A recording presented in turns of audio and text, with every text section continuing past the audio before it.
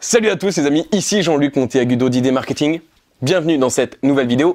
Comme à mon habitude, fort bien accompagné en la présence, s'il vous plaît, de Chris alias Poisson Fécond. Bienvenue à toi, Chris. Merci. C'est vrai ça. Bon, allez. Hein. Je tiens à dire, on est fatigué. Il est à l'heure actuelle, véridique, 2h35 du matin. Je sais pas si vous avez vu. Ouais, on a travaillé toute la journée. Bref, qui est Chris pour ceux qui ne le connaissent pas? Chris, concrètement, tu es un YouTuber qui a dépassé quand même le cap des 1 million d'abonnés à l'heure où je te parle. Et donc à l'heure où on se parle, tu es à peu près à 1 500 000 abonnés. Hein, tu me dis si c'est bon? C'est bon. C'est bon, je te remercie. Le mec il check tout. Ok, Oui. ça c'est bon, ça c'est bon. Ça c'est bon. Du coup, bon, Oui. c'est quelque chose d'énormissime. Mais au-delà de ta chaîne YouTube, faut bien le dire, tu as une entreprise. En fait, ta chaîne YouTube t'a servi à monter une entreprise. Et c'est pour ça qu'on s'entend aussi bien, toi et moi, c'est qu'on a ce trait commun qui est la passion pour... L'argent. Exactement. On vend du rêve, on vend du rêve. Non, la passion du coup pour le fait, du coup, l'entrepreneuriat, bien créer des évidemment. choses, développer des trucs, donc du coup, se prendre un petit peu des risques, sortir un peu des sentiers battus, ce genre de trucs. Quoi. On est bien d'accord. Et du coup, si j'ai invité Chris aujourd'hui sur la chaîne, c'est notamment, bien évidemment, pour parler d'entrepreneuriat. Alors c'est simple, j'ai deux grandes questions à te poser et on va jouer le côté impromptu dans le sens où il n'y a rien d'écrit, quoi que ce soit. J'aime le côté humain et j'aime pouvoir échanger avec toi comme si vous étiez avec nous. C'est là vraiment le but. Et donc voici les deux questions que je vais te poser. Toi justement qui aime tant l'entrepreneuriat, en quoi l'entrepreneuriat a changé ta vie du haut du coup de tes 30 ans, car tu restes un jeune homme bien évidemment. Et Un jeune homme, tu restes un petit quand même. ah, tu vois, faut pas... non, mais oui. Et au-delà de ça aussi, après, dans ton parcours, si je pourrais le rappeler brièvement, tu as quand même vécu beaucoup d'étapes, plus ou moins difficiles quand même, faut le rappeler. Comment tu as su te remettre en question et remettre en question aussi ce qu'on appelle le business model de ton entreprise? Ces deux questions. Oh, c'est long. Et donc, ah, c'est compliqué. Je me souviens plus des questions. Allez, on commence par la première, c'est-à-dire... je suis entrepreneur, pas collégien. Attends, quelle est la place de l'entrepreneuriat pour toi? Quelle est la place de l'entrepreneuriat pour toi à l'heure actuelle? En quoi YouTube a pu vraiment changer ta vie dans cette vision entrepreneuriale? Tout simplement, moi en fait avant de faire YouTube, du coup j'avais déjà tenté d'autres trucs, notamment j'avais créé une formation pour aider les professeurs à mieux gérer leurs élèves, etc. À pouvoir faire plus de calme, etc. J'avais fait vraiment tout, du coup le site, etc. Donc c'est toujours en ligne, c'est gratuit maintenant. Et Comment s'appelle ce site? méthode-bonaparte.fr, c'est méthode Bonaparte.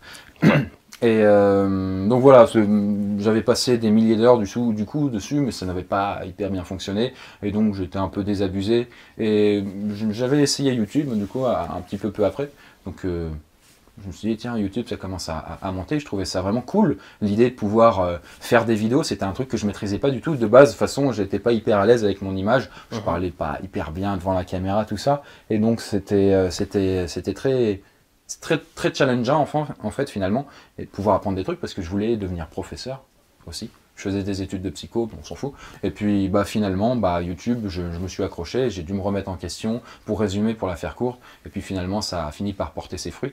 C'était pas comme ça que ça arrivait, ou comme ça dans votre sens, mais c'était vraiment en dents de scie. Donc du coup, il y avait des hauts, il y avait des bas. Et puis au final, ça m'a permis, mine de rien, donc du coup, de pouvoir en vivre, au bout du compte. Et là, est-ce que à l'heure actuelle, c'est quelque chose d'important? Parce que vu que tu vis vraiment cette aventure entrepreneuriale, est-ce qu'à l'heure actuelle, tu te verrais faire autre chose que cela? Oui, oui, des tas de Bien trucs. sûr, astronaute, pilote de Formule 1. Non, mais YouTube, c'est un truc formidable et j'ai pas envie d'arrêter. Mais à côté de ça, il y a plein de trucs. La vie est hyper vaste. Il y a des tas de domaines. Le business, pour résumer, du coup, le fait de pouvoir créer des choses, pouvoir proposer des choses aux gens, de pouvoir les aider et de pouvoir être rémunéré pour ce qu'on fait. Il y a des tas de trucs différents et donc du coup, YouTube, on crée des vidéos, c'est super cool, mais il y a d'autres trucs qui m'intéressent. Je sais pas, par exemple, pour les jeux vidéo, je le fais aussi du coup grâce à ma société aussi. Maintenant, il y a des personnes qui travaillent avec moi, qu'on crée des jeux, mais il n'y a pas que ça. Je sais pas, il y a des...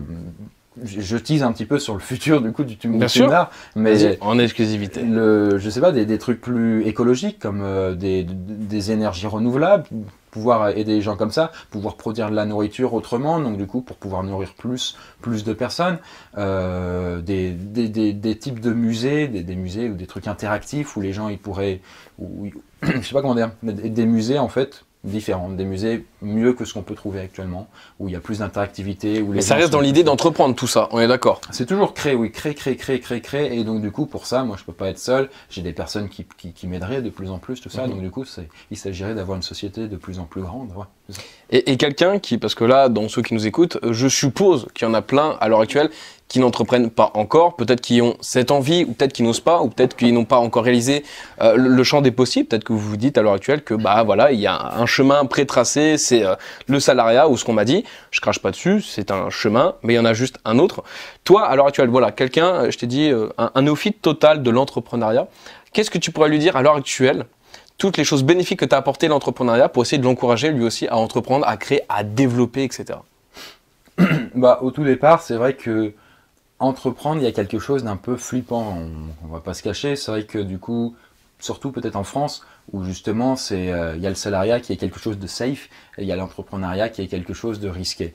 Après, il faut quand même savoir que les salariés, du coup, ce sont les personnes qui travaillent pour les entrepreneurs qui prennent des risques. Donc du coup, si l'entrepreneur est dans le caca, ses salariés vont payer aussi le prix automatiquement. Et généralement, c'est les salariés qui sont les fusibles qui sautent en premier.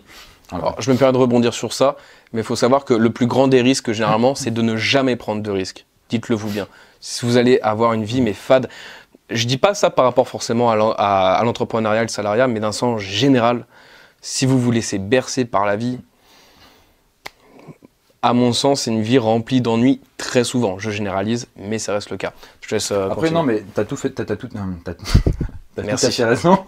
Non, t'as tout à fait raison, mais je veux dire, le salariat et l'entrepreneuriat, c'est les deux faces d'une même pièce, en fait, tout simplement. L'un ne peut pas aller avec l'autre, ou sans l'autre, en l'occurrence. Parce que l'entrepreneur, tout seul, il ne fait rien, tout comme les salariés, tout seuls, ne peuvent pas faire grand-chose. Donc, du coup, on peut être salarié et entrepreneur en même temps. Donc, du coup, on fait les deux choses, en tout cas. Donc, voilà. L'idée n'est pas de critiquer l'un ou l'autre, dans tous les cas. Tout à fait. Mais du coup, nous, on se focus évidemment plus sur les entrepreneurs, puisqu'il y en a naturellement beaucoup moins que des salariés, et c'est quelque chose qui peut valoir le coup, puisque prendre des risques, essayer de créer, etc., c'est ce c'est un petit peu la locomotive du coup du train, et qui apporte la valeur aux choses. Et voilà, donc pour revenir à cette question, puisque là on est en train de tourner autour, j'ai l'impression, il s'agit de... Elle était bonne cette eau? Elle était... Bon, on leur dit quand même. On va le dire. C'était vide. Eh oui. Prank. On est fatigué, hein. Moi par contre, Yana, donc du coup, je m'aviserai pas à faire ça, quoi. Putain. Dommage. Bon, bref. Donc, pour résumer vraiment, de façon vraiment synthétique, là, en quelques mots, mais vraiment quelques mots, une petite phrase, qu'est-ce que tu pourrais dire du coup à quelqu'un? Qu'est-ce que ça t'a apporté, cette aventure entrepreneuriale? Bah, franchement, énormément. Je trouve que créer sa société, c'est quelque chose d'hyper passionnant. C'est difficile, mais c'est pas impossible. C'est loin d'être impossible. Pour commencer, le truc vraiment le plus simple, quand vous savez pas, vous avez des doutes, vous pouvez commencer par le statut de salarié, ça peut vous rassurer, vous pouvez accumuler de l'expérience, c'est aussi très intéressant comme ça. Salarié peut être une fin en soi, on peut s'épanouir, on peut être dans une société dans laquelle on est heureux d'être. Je sais pas, SpaceX par exemple, qui crée des fusées pour aller sur Mars, c'est hyper passionnant tout ça, donc il n'y a pas de problème. Mais entrepreneur, donc pour commencer, peut-être regarder des vidéos, ce que vous faites actuellement en même temps, coucou. Les vidéos de Jean-Luc, il y en a d'autres entrepreneurs sur YouTube, il y en a des tas, regardez des interviews, etc. Enfin moi de base, c'est un truc que j'aime beaucoup faire, donc du coup d'apprendre des trucs, voir les interviews de personnes qui ont réussi ou alors qui ont échoué, c'est intéressant aussi de voir les échecs des gens. Du coup j'en ai eu aussi, c'est naturel. Et on va attaquer le sujet juste après. Super, c'est bien écrit, c'est bien écrit. Et voilà, pour commencer, informez-vous et puis petit à petit ça fait un petit peu, entre guillemets, germer quelque chose en vous quoi. Si vous êtes sensible à ça, si peut-être vous voulez créer et être un petit peu au devant de l'aventure, de la scène, de l'action, quoi. Donc du coup, toi, ce que ça t'a apporté, c'est ce côté justement, on va dire, épanouissant à créer, développer des projets. Ouais. Parce que j'entends dans ton discours, c'est vraiment ça qui... Mais moi, après, c'est quelque chose dont je rêvais en fait depuis que j'avais 18 ans, quand j'avais quitté l'école et que j'étais devenu infographiste. Du coup, je voulais créer et puis j'étais pas heureux puisque je voyais que je travaillais pour quelqu'un d'autre et en soi c'était pas le problème, c'est juste que mon travail je le trouvais pas épanouissant et j'avais d'autres rêves en tête, donc voilà, c'était compliqué de concilier et il a fallu quand même presque 10 ans entre ces 18 ans et c'est finalement qu'à 27 ans, donc 18, 17, presque 10 ans, donc du coup que j'ai pu pouvoir vivre en fait, et c'était grâce à YouTube. Je m'y attendais pas au final. Initialement, quand j'avais fait YouTube, c'était juste. Oui, c'est par la force des choses en fait qu'est venu l'entrepreneuriat, toi. C'est une bonne chose, tu me diras. Mm. Maintenant qu'on a compris un petit peu tous les tenants et les aboutissants de cette belle carrière déjà, jeune mais belle, carrière qu'a Chris, je vais attaquer un sujet un peu plus piquant. Caliente. Caliente. Mais c'est quelque chose de très important. En fait, il faut bien se le dire. La réussite, c'est pas voilà, un point A, un point B, en fait. C'est pas ça du tout. Je vais vous le dire très concrètement, mais on passe tous par des échecs puissants. Mais très clairement. Des choses qui font mal. C'est très dur des fois de savoir se relever, mais dites-vous bien, vraiment, la route pour la réussite est parsemée d'embûches qu'on appelle les échecs. T'en as connu, pas qu'un, plusieurs. Les échecs, après, ça fait un peu peur, surtout en France, alors qu'aux États-Unis, c'est tout de suite vu autrement, mais c'est pas vraiment des échecs. Pour moi, c'est des étapes intermédiaires. Mais oui, mais c'est des étapes, mais en même temps, faut aussi se dire. Faut pas dramatiser la chose. Mais faut pas imaginer que c'est comme du coup. Je prends la métaphore du coup du mec qui veut gravir la montagne. L'objectif, c'est pas d'arriver au sommet. L'objectif, c'est aussi le parcours. Et je veux dire, les échecs qu'on dit, ça fait partie du jeu. Et c'est, on va pas dire que c'est le truc excitant parce que ce serait un peu sado, mais moi ça va. Mais je veux dire, non, mais je veux dire, ça fait partie du jeu. C'est comme quand vous jouez à un jeu vidéo où vous n'allez pas terminer le niveau ou alors à battre le boss du premier coup. Vous allez recommencer jusqu'à ce que du coup vous vous perfectionnez et que vous arriviez à franchir les étapes et du coup créer une société ou alors la faire développer, etc. C'est pareil. Et alors oui, certes, on perd de l'argent, etc. Donc du coup, mais après, au final, c'est moins grave que ce qu'on peut penser. C'est pas rédhibitoire, quoi. Alors ensuite, bon, moi je vous rassure aussi d'un côté, et ensuite on attaquera vraiment le sujet. Mes échecs à moi m'ont rarement coûté de l'argent. D'accord. Ouais. Mais, ils m'ont coûté du temps. Voilà. Surtout ils du m'ont temps, peiné voilà. et ils m'ont coûté du temps. Ça m'a aussi mis un gros coup dans la gueule, pardonnez cette trivialité, mais c'est vrai, je veux dire, ça m'a fait mal dans mon estime personnelle. Mais c'est très bien, je trouve. En même temps, voilà. C'est bien. Franchement, se prendre des coups, ça nous permet de redescendre un peu sur terre, entre guillemets, et voir qu'on est humain et que on peut pas avoir la science infuse, on réussit probablement pas toujours du premier coup. Et très bien, parce que si on apprend cette erreur, eh ben on la refera pas par la suite. C'est aussi ça qu'il faut se dire, quoi. Et donc la remise en question est nécessaire. Donc, tu es passé par quelques-uns de ces échecs, de ces étapes. Est-ce que tu pourrais en citer juste un ou deux? Et ensuite, ta manière à toi d'avoir su rebondir justement, sans aller, bon, comme je disais au début, dans le changement du business model, etc. Parce que là, c'est peut-être un peu trop complexe. Et aussi, c'est peut-être dans la sphère privée aussi ton entreprise, tu me diras. Mais comment tu as su te remettre en question à travers ces étapes intermédiaires qu'on appelle donc échecs? Comment tu as su passer outre ça? Et surtout, en quoi ça t'a apporté à l'heure actuelle? Ouais, bon après il y en a plusieurs, et il y en a encore d'autres, faut aussi se dire ça. C'est une évidence. C'est pas un problème puisque dans tous les cas, on avance dans tous les cas. Par exemple, un truc tout bête, si on reste sur YouTube par rapport aux vidéos, à un moment, j'avais arrêté mon format phare, donc du coup c'était les trucs à la Chris, donc du coup c'était les vidéos qui fonctionnaient le mieux sur la chaîne, etc. C'est avec ça que tu t'es fait connaître majoritairement. Oui, c'est ça. Moi j'en avais un peu marre et du coup je m'étais dit, ok, j'arrête. Le public il va me suivre, de toute façon c'est ma chaîne, je fais ce que je veux. Du coup je fais ok, personne m'a dit oh, bah, très bien Chris, voilà t'arrêtes, j'ai fait une vidéo d'annonce, j'ai arrêté les vidéos, et suite à ça, j'ai lancé un nouveau format qui marchait pas trop, j'en ai essayé un autre, bref. J'avais essayé des trucs, ça marchait pas hyper bien, les revenus se sont effondrés, la chaîne n'a pas hyper bien fonctionné, du coup ça avait vraiment beaucoup ralenti le fonctionnement de la locomotive, du coup, voilà. Et c'était une erreur, je pense, tout simplement parce que, pour reprendre une métaphore, j'avais qu'une seule locomotive, c'était les trucs à la Chris, mon format phare, et j'avais rien d'autre à côté qui permettait de prendre le relais. Et l'erreur a été d'arrêter la locomotive sans avoir justement un palliatif. Ah, t'as mis tous les œufs dans le même panier, quoi. Exactement, ouais, mais c'est-à-dire que, voilà, je peux arrêter les trucs à la Chris, ok, mais qu'est-ce qui me permet d'être sûr qu'ensuite il y aura autre chose?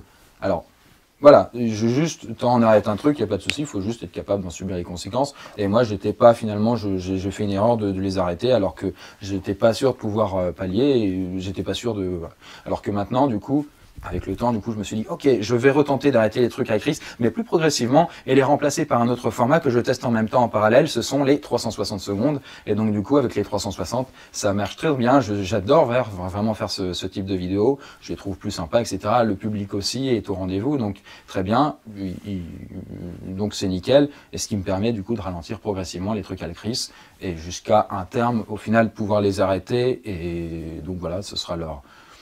Tout simplement, il y aura d'autres formats qui prendront le relais. Mais voilà, tout ça pour dire, je teste un nouveau format avant d'en arrêter un autre. Et si celui-là qui est testé, il me permet d'être sûr, voilà, ça me permet d'être sûr du coup que la nouvelle locomotive prendra le relais facilement. Okay. Moi, j'aimerais revenir sur une étape de ton entreprise qui était la sortie de ton premier jeu, que tu avais beaucoup teasé.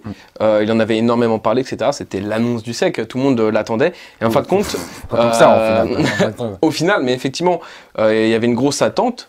Il y avait certainement aussi une grosse demande à travers tout ça. Et en fin de compte, la sortie, il n'y a pas eu les résultats escomptés. Comment tu as vécu ça et comment tu as su justement remonter la pente et tout ça pour là bientôt sortir quelque chose qui, à ton sens, sera, je suppose, nettement meilleur? Un petit peu mieux quand même, oui. Je vais pas non plus m'avancer trop, mais on travaille beaucoup du coup sur ce nouveau jeu. Mais bref, du coup, pour revenir sur Fuse 4, du coup, c'était le premier jeu. C'était un jeu avec des chats, avec un corps de fusée. Donc du coup, un jeu de multijoueurs qui se jouait sur Steam, sur PC ou Mac. Et du coup, Steam, qu'est-ce que c'est? J'ai joué à Counter-Strike à l'époque. À belle époque. Ah, non mais voilà, beau. on devait se foutre sur la tronche, etc. et buter les autres. Voilà, c'était le jeu, du coup, Fuse 4. C'est bien parce qu'avec Fuse 4, au final, j'ai fait à peu près beaucoup d'erreurs, donc beaucoup de choses à apprendre. Mais que ce soit au niveau des personnes qui ont travaillé avec moi, le fait de faire des mauvaises embauches, de me séparer de personnes, d'avoir fait l'erreur de les prendre sans être sûr, d'avoir mal géré pour lister un petit peu toutes les erreurs, d'avoir mal géré le développement du jeu, parce que c'était le premier en même temps qu'il soit trop long, voilà, du coup de mal gérer la fin aussi, de faire des annonces trop grandiloquentes alors que le jeu était pas si ouf que ça, voilà, je sais pas, il y a plein de trucs du coup qui n'allaient pas avec Fuse 4, et finalement quand le jeu sort, c'est un coup d'épée dans l'eau quoi en gros, et voilà, c'est une erreur. En tous les cas, si c'était à refaire, finalement, c'est un truc qu'il faut refaire dans tous les cas, puisque ces erreurs, si je les aurais pas fait avec ce jeu, probablement que ce serait un autre jeu qui en aurait payé prix, puisque si l'erreur a été faite, c'est que du coup la leçon n'était pas encore apprise. Donc, comme un niveau dans un jeu vidéo qui n'est pas réussi, tant qu'on n'a pas réussi à sauter par-dessus le gouffre, on continue à tomber dedans. Donc alors, ce qui est vraiment très important dans ce que tu es en train de dire, justement, que dès lors qu'il y a une erreur qui est faite, c'est savoir la reconnaître, ensuite l'analyser, ensuite conclure quelque chose justement de tout ça, et ensuite prendre tout ça à bon escient pour ne pas répéter cette erreur. À travers tout le discours que tu me dis, c'est vraiment ça que je comprends. Est-ce qu'on est d'accord sur ça? J'ai rien compris, Jean-Luc. Jean-Luc, mais là, non, mais ouais, c'est ça, c'est que du coup, surtout quand on est chef d'entreprise, encore plus que quand on est salarié entre guillemets ou une personne sans l'aspect société, mais je veux dire quand on est dans une société et quand on est patron, on a encore plus de responsabilités, et quand il y a une erreur, faut se dire que ça vient de nous-mêmes. Ça clignote, c'est rien. Ne t'en fais pas, c'est normal. Ça fait partie du jeu. Ça fait partie du jeu.